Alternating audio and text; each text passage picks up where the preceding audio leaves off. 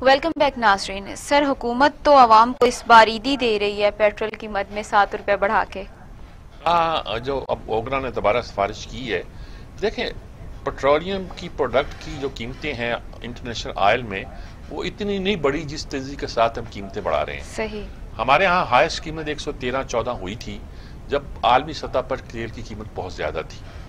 اب اگر ہم 7 روپے بڑھاتے ہیں جیسا کہ سفارش ہے 107 روپے تک جا پہنچے گی.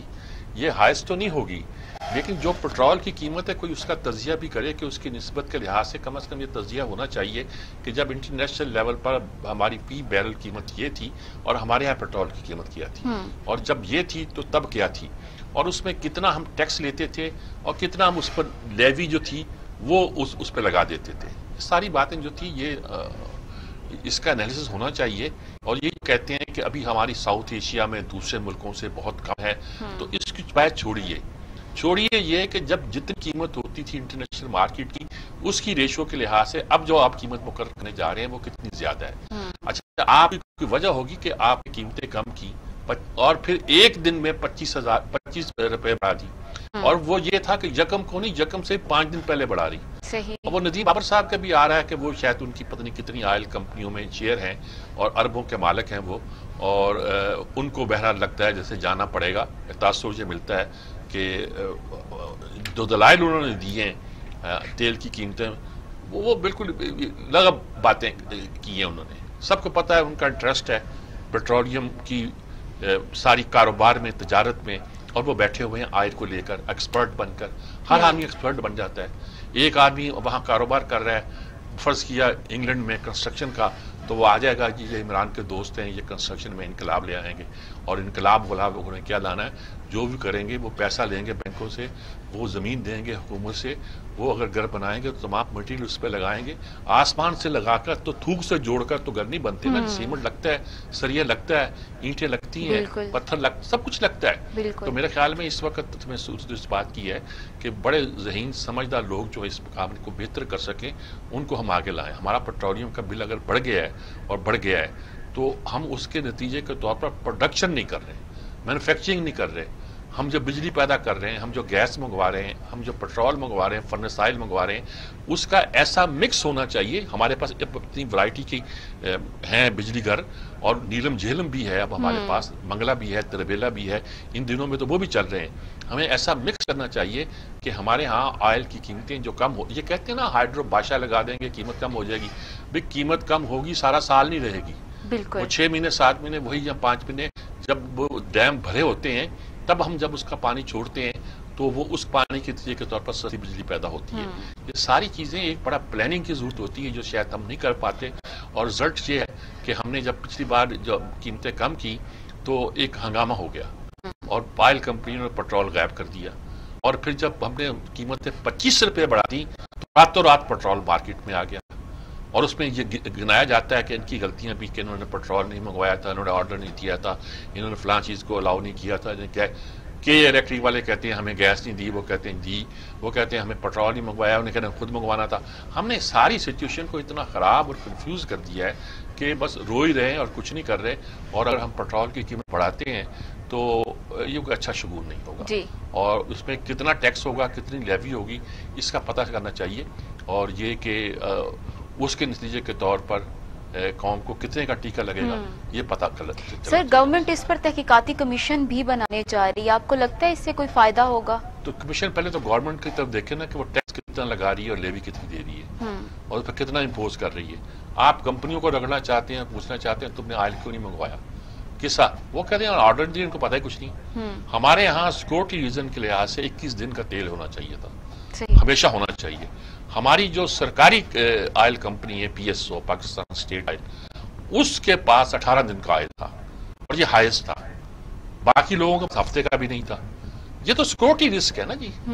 آپ نے سیکورٹی رسک کو کمپرومائز کیا ہے یہ کچھ سمجھ آنے والی بات نہیں. یہ کسی پہ الزام لگانے کی بات نہیں. پہلے تو آپ پہ الزام لگے کہ ملک میں تیل کی مناسب مقدار موجود نہیں تھی آپ سوئے ہوئے تھے. صحیح. آپ کے پاس ہر وقت 21 دن کا تیل ہونا چاہیے تاکہ جب بھی ضرورت پڑے آپ اس تیل کے ذریعے سے اپنی اگر سیکورٹی کے مسائل پیدا ہوں تو آپ کے پاس وافر تیل موجود ہو. بالکل. تو آپ نے اپنی سیکورٹی کو کمپرومائز کیا ہے. آپ کس کے خلاف انکوائری کریں گے؟ پہلے اپنے خلاف کیجئے گا. تاکہ پتہ چلے کہ آپ نے کیا کیا تھا اور کیسے کیا. سر اگلی سٹوری پہ بات کرتے ہیں. سر اسلام آباد ہائی کورٹ نے آج ایک اہم فیصلہ دیا ہے اور فیصلے میں وزیر اعظم کے معاونین خصوصی کو دوہری شہریت کے باعث عہدوں سے ہٹانے کی درخواست مسترد کر دی گئی ہے. ہاں، اصل میں یہ کہ کورٹ کا پہلا بھی فیصلہ تھا کہ یہ جو ہمارے معاون خصوصی ہے اگر یہ دوہری شہریت رکھتے ہیں تو یہ وزیر نہیں ہو سکتے اور غالباً مشیر بھی نہیں ہو سکتے، لیکن یہ معاون خصوصی ہو سکتے ہیں اور معاون خصوصی کا عہدہ وزیر کا ہوتا ہے. اس میں جو ایک چیز جس کو میں نے بیان کیا ہے 2-3 بار اپنے کالم میں بھی لکھا ہے وہ یہ ہے کہ جو ایک تو منسٹر ہوتا ہے، صرف منسٹر، برطانیہ ماں ہے نا جمہوریت کی، اور دوسرا کیبنٹ منسٹر ہوتا ہے. ہر بندہ کیبنٹ منسٹر نہیں ہوتا. جب وزیر اعظم کیبنٹ پہ بیٹھ کے فیصلہ کرتا ہے تو ہر ایرے گہرے کو وہ کیبنٹ پہ نہیں بلا لیتا کہ تو بھی آ جائے، شہباز گل تو بھی آ جائے، نتھو خیر جو بھی آنا ہے وہ آ جاؤ اور آپ بیٹھ کے بات کریں. آپ کے رنگ کی شرٹ پہن کر وہ آ جاتا ہے، سبزہ زار میں کھڑے ہو کے کالی اینک پہن کر بیان دینا شروع کر دیتا ہے ہمارے ٹیکسوں کے پیسوں سے. اس کام بھی رکھا لوگوں کو. تو وہ جو ان کا کام ہے، مشیروں کا کام ہے، وہ یہ تو ہو سکتا ہے کہ وہ کسی خاص ٹیکنیکل وجہ سے رکھے ہوں، لیکن 2 ٹیکنیکل وجہ سے رکھے. ایک ڈاکٹر رکھا تھا ظفر مرزا، آپ کو نکالنا پڑا کیونکہ صرف اہلیت نہیں چاہیے، آپ کو آنیسٹ بندہ بھی چاہیے. بالکل. دوسرا رکھا تھا آپ نے وہ کیا نام ہے، تانیہ اندریس، کیا نام تھا اس کا، اور انہوں نے اپنا ٹرسٹ بنا لیا، اپنی کمپنی بنا لی، کمپنی کو ٹرسٹ فاؤنڈیشن کا شاید درجہ دے دیا، لیکن پتہ چلا کہ اس کی فنڈنگ بھی باہر سے ہو رہی ہے، ہوتی ہے. ظفر مرزا ہی پہلے NGO تھے، عمر اصغر کے ساتھ، اصغر خان کے بیٹے، یہ ماشد اصغر خان کے بیٹے کے ساتھ یہ کام کرتے رہے. تو اس کے بارے میں یہ کہا جاتا تھا کہ ان کے لیے دوسری شہریت ہو تو کوئی حرج نہیں ہے کیونکہ یہ تو ایکسپرٹ کے طور پر آتے ہیں. لیکن آج کورٹ نے واضح طور پر جو بات کی ہے، جس کو میں لکھ چکا ہوں، اور یہی بات کہ برطانیہ میں کیبنٹ منسٹر اور ہوتا ہے اور عام منسٹر اور ہوتا ہے. اس کے پاس ایک ڈویژن ہوتی ہے جس کو اس نے ہیڈ کرنا ہوتا ہے یا کام کو دیکھنا ہوتا ہے، لیکن کابینہ میں بیٹھ کے جہاں کے فیصلے ہوتے ہیں اس میں ہر وزیر نہیں بیٹھا کرتا. اس کا فرق کریں آپ، کیونکہ وزیر انڈر اوتھ ہوتا ہے، وزیر نے حلف اٹھایا ہوتا ہے کہ وہ رازداری کرے گا اور سیگا رازداری میں رکھے گا ہر وہ بات کو جو کابینہ میں بیان کی جائے گی. یہاں بات بعد میں ہوتی ہے، شہر میں نشر پہلے ہو جاتی ہے. پھر اس کو یہ ہوتا ہے کہ اپنے ملک کے مفادات کا ترجمان ہوگا، جس ملک کا شہری ہے اس کا نہیں ہے. وہ تانیہ نے بہت اچھی بات کی، اس نے کہا میں تو پیدا ہی کینیڈا میں ہوئی ہوں، بائی برتھ کینیڈین ہوں میں، لیکن پاکستانی اس لیے ہوں کہ میرے باپ کا پاکستان سے تعلق تھا اور مجھے وہ بھی شہریت حاصل ہے، لیکن میں نے کوئی ان کی شہریت مانگی نہیں ہے. صحیح، وہ ٹھیک کہہ رہی ہیں، لیکن مسئلہ یہ ہے کہ یہ اس کے نتیجے کے طور پر یہ کہنا کہ جو لوگوں کی دوہری شہریت ہوگی وہ کابینہ کے رکن نہیں ہو سکتے، یہ فیصلہ کر دیا ہے سپریم کورٹ نے. تو ایسے کسی اجلاس میں نان کیبنٹ ممبر کا بیٹھنا، آپ کو فیصلہ کرنا پڑے گا کیبنٹ ممبر کون ہے اور کون جو ہے وہ کابینہ میں نہیں ہو سکتا. یعنی آپ کہتے ہیں نا کہ prime minister in the cabinet have decided to do this, یا queen in the cabinet have decided، تو اس کا مطلب کیا ہوتا ہے؟ مطلب یہ ہوتا ہے کہ اس وقت جو فیصلہ کیا گیا ہے وہ اسٹیٹ کا فیصلہ ہے، وہ ریاست کا فیصلہ ہے، وہ سب پہ لاگو ہوگا، وہ سب پہ امپلیمنٹ ہوگا. تو اتنے اہم فیصلے پر آپ کسی ایسے شخص کو نہیں اٹھا سکتے جس نے رازداری کا اس طرح حلف بڑھایا ہوا. میں چلا جاؤں عمران خان صاحب کو ملنے کے لیے، ان کے میرے بڑے اچھے تعلقات تو مثال کے طور پہ جتنے زلفی بخاری کے ہیں، تو مجھے کہیں کہ آ جاؤ آپ بھی ذرا میٹنگ اٹینڈ کر لو، آپ کی رائے بھی جہاں درکار ہوگی. میٹنگ میں نہیں بیٹھ، انفارمل گپ شپ میں بیٹھ سکتے، اس گپ شپ میں جہانگیر ترین بھی بیٹھ سکتے ہیں، لیکن فارمل چیز میں نہیں بیٹھ، وہ فارمل میں بٹھاتے رہے جہانگیر ترین کو. تو یہ جو حکومتیں چلانے کا طریقہ ہے، اس کو ذرا میرا خیال ہے ذرا ہمیں، یعنی کہ اگر یہ خبر آئے کہ کیبنٹ میٹنگ میں فلان نان کیبنٹ ممبر ہی بیٹھا ہوا تھا، تو میرا خیال میں اس کا علاج یہی ہے کہ پرائم منسٹر کے خلاف یا حکومت کے خلاف ایک فوری کارروائی ہونی چاہیے. ان کو بتانا چاہیے یو کانٹ ڈو اٹ. آپ بادشاہ سلامت نہیں ہے کہ جو نورتن چاہے چن لے، اس کے اختیار ہے، اور اس کا یہ ہے کہ آپ الیکٹڈ لوگوں کو چن سکتے ہیں، اور صرف 5 لوگ ایسے ہیں جو مشیر کے طور پر الیکٹڈ نہ بھی ہوں تو آپ اس کو بنا سکتے ہیں، اس سے زیادہ نہیں. اس سے زیادہ جو بنائیں گے تو پھر ان کی لمیٹیشن ہوں گی، ان کی بہت سی بات. سر اس فیصلے سے تانیہ اندروس واپس آ سکتی ہیں، چانسز ہیں ان کے؟